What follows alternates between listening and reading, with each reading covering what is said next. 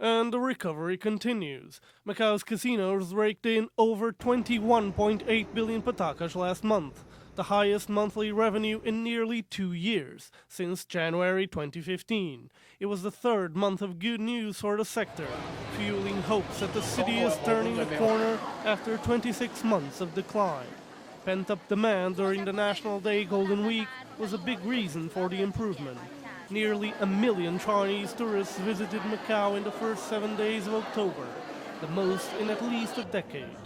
Analyst Ben Lee says the city got an extra feather with which to lure tourists from the openings of Wynn Palace and Parisian Macau.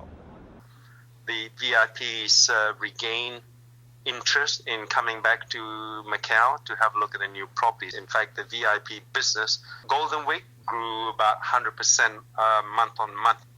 A strong Golden Week was even enough to cover up the negative impact from Typhoon Haima and the visit of Premier Lee Macau, which scared away high rollers.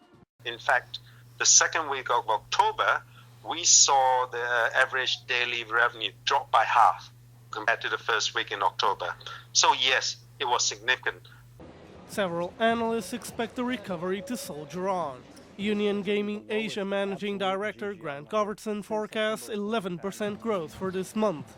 Angela Han, an analyst with China Merchant Securities, believes gambling revenue will rise 7% next year.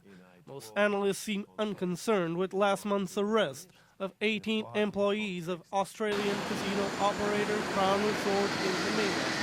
Sudhi Kale, founder of Game Plan Consultants, told Bloomberg that Macau-based operators have, quote, closer communication ties with mainland authorities. In fact, Grant Govertson believes the incident might actually be a net benefit for the city, as outside operators shy away from seeking high rollers in China.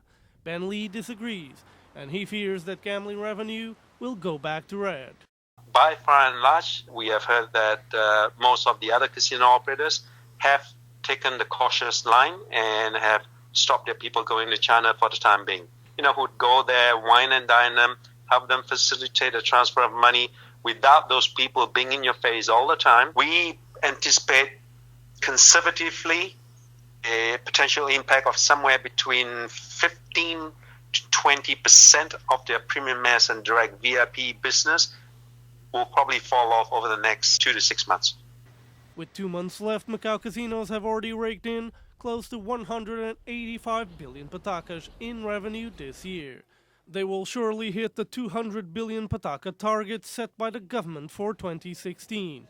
And last month, Secretary for Economy and Finance Lionel Leong said this budding recovery would allow him to shelve any further cost-cutting measures.